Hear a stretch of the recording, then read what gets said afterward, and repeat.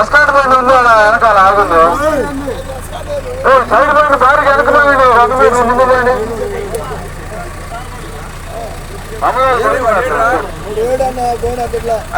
మన శివ డీజే దీని కూడా ముందు పెట్టు.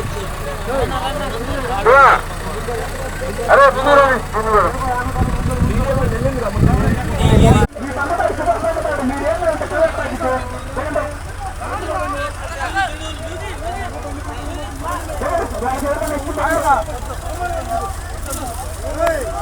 చెట్టు కొమ్మ తల్లి రాడే